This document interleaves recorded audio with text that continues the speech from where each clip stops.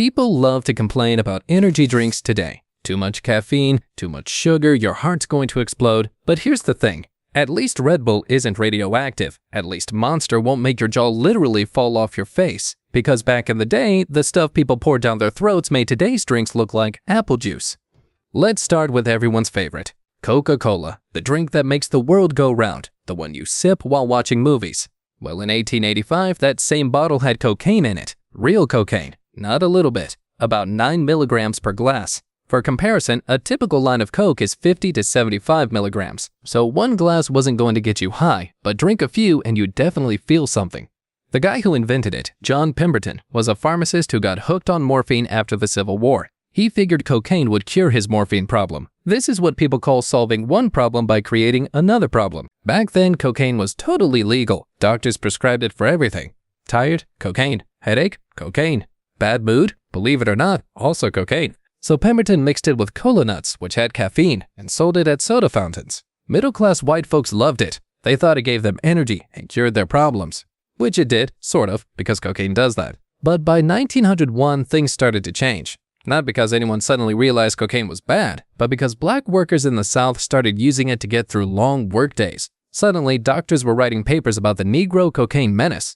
The same medical journals that had no problem with white people drinking cocaine tonics were now panicking. The company started removing the cocaine in 1903, not because of science, because of racism and bad PR. They switched from fresh coca leaves to spent leaves, basically the leftovers after the cocaine had been extracted. Those still had tiny traces of cocaine, like breadcrumbs. By 1929, they perfected a way to remove every last bit. Today, Coca-Cola still uses coca leaves for flavoring, but they're completely cocaine-free. The cocaine that gets extracted goes to pharmaceutical companies. So yes, your Coke today comes from the same plant as cocaine, it just doesn't have any in it anymore. Wild, right? But cocaine in your soda? That's nothing. Let's talk about drinks that actually killed people in the most horrific way possible. In the 1920s, energy drinks were getting popular. Not like today's energy drinks. These were different. These contained actual radioactive elements. The most famous one was called RadiThor. It was literally just water with radium dissolved in it. Radium-226 and radium-228 to be specific. One bottle cost $1, which is about $15 today. The ads claimed it cured everything. Low energy? RadiThor. Can't get it up? RadiThor. Headaches, arthritis, basically any problem you had, RadiThor would fix it. Here's the best part, or worst part, depending on your view. The company sold 400,000 bottles between 1925 and 1930. 400,000 bottles of radioactive water. People were drinking poison and paying good money for it. The man who made it, William Bailey, became wealthy selling radioactive death in a bottle. He claimed it was perfectly safe. Meanwhile, scientists had already proven by 1913 that radium goes straight into your bones. By 1914, a medical professor had reviewed 700 reports showing radium causes bone death and ulcers. But did anyone care? Nope.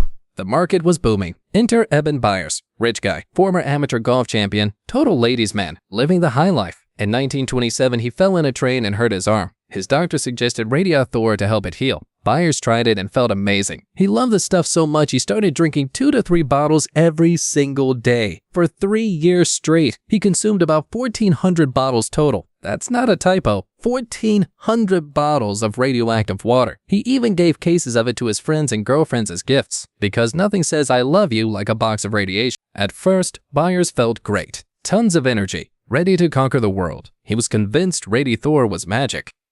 But here's the thing about radium. It's chemically similar to calcium, so your body thinks it's calcium and stores it in your bones. Once it's there, it starts releasing radiation. The radiation destroys your bone marrow, blood cells, and surrounding tissue. Basically, it eats holes in your bones from the inside. But symptoms take years to show up. By the time you realize something's wrong, you've already consumed way more than the lethal dose. Byers started getting headaches, then jaw pain, then his teeth started falling out. Doctors couldn't figure out what was wrong at first, then his bones started breaking. One doctor took one look at him and knew immediately.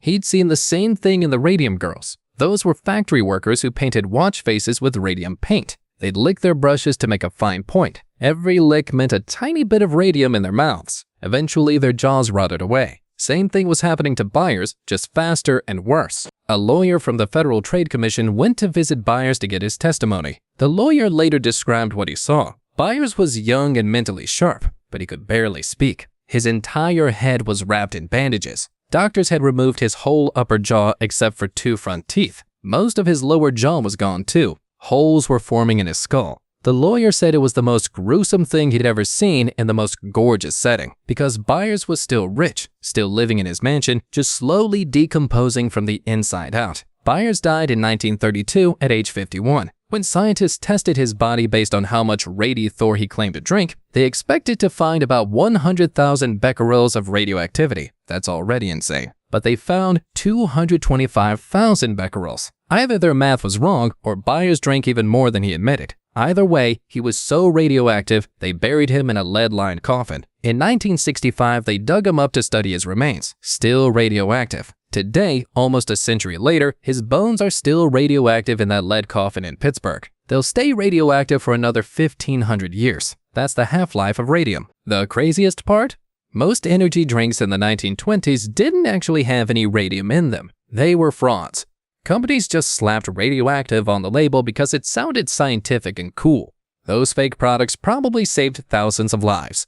Because real radium was expensive. Only rich people like Byers could afford to drink it regularly. Poor people bought the fake stuff and accidentally avoided radiation poisoning. Sometimes being scammed saves your life. But here's what really gets me. The guy who made RadiThor, William Bailey, he claimed he drank more of it than Byers did. He said he was fit as a fiddle. He never got prosecuted, never went to jail, never faced any consequences. He died a wealthy man. When scientists dug up his body 20 years later, his skeleton was destroyed by radiation, riddled with it. How he avoided symptoms while alive remains a mystery. Maybe he lied about drinking his own product. Maybe his body processed it differently. Nobody knows. But he got away with it while his customers rotted away. Now let's talk about absinthe.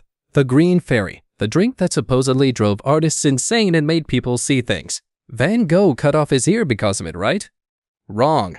Absinthe got blamed for everything in the late 1800s. It contains a chemical called thujone, which comes from wormwood. Scientists in the 1900s claimed thujone caused hallucinations, seizures, and madness. They even invented a disease called absinthism. Symptoms included violent behavior, mania, and psychosis.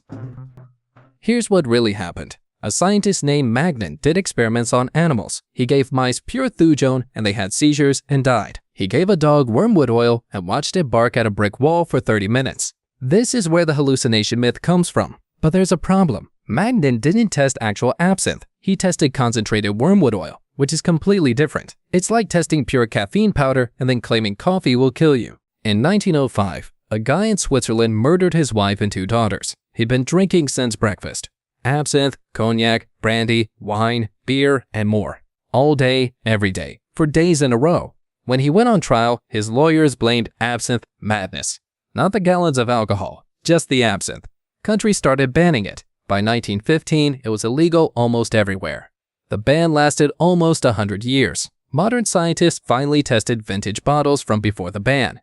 They found about 25 milligrams of thujone per liter. To feel any effects, you'd need to consume 30 milligrams at once. So you'd have to drink more than a liter of absinthe in one sitting. At that point, the 70% alcohol would have already knocked you out or killed you. The thujone wouldn't even matter. Every single weird story about absinthe, just people getting wasted on extremely strong alcohol. That's it. The hallucinations, the madness, the creativity, all just being drunk off your ass on booze that was 140 proof. The ban was never about science. It was about politics. The wine industry was losing money because absinthe was cheaper and stronger. Temperance movements wanted all alcohol banned anyway, and people needed something to blame for society's problems. Absinthe was the perfect scapegoat. The EU lifted the ban in 1998. The US lifted it in 2007, with strict limits on thujone content, of course, even though thujone was never the problem. Fast forward to 2005. College kids discover 4 Loko, a 23.5-ounce can with 12% alcohol. That's the equivalent of 5 beers. But wait, there's more. It also had caffeine, taurine, and guarana. Basically, they mixed a 6-pack with 2 cups of coffee in a single can, and it tasted like candy. Sugary, artificial fruit flavors that masked the alcohol completely. You couldn't even tell you were drinking something strong. Kids called it blackout in a can, and they meant it. The problem was simple. The caffeine made you feel wide awake while the alcohol got you wasted. So you kept drinking because you felt fine, until suddenly you weren't fine. Then you'd wake up in a hospital with no memory of the night, Or worse, you wouldn't wake up at all. In 2010, 9 college students in Washington ended up hospitalized from 4 Loko, ages 17 to 19. Some fell unconscious, some had alcohol poisoning. The state banned it immediately. Other states followed fast. The FDA studied caffeinated alcohol drinks for a year.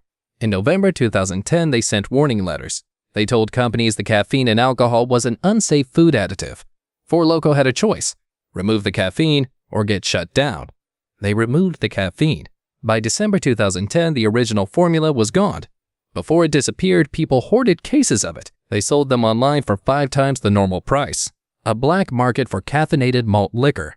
Some people still have cans in their freezers today. Over a decade later, 4 Loko still exists. It's still strong, anywhere from 10 to 14% alcohol depending on the state. It's still huge, still tastes like candy, but no more caffeine, no more taurine, no more guarana, just alcohol and sugar. The company sold about $150 million worth in 2010.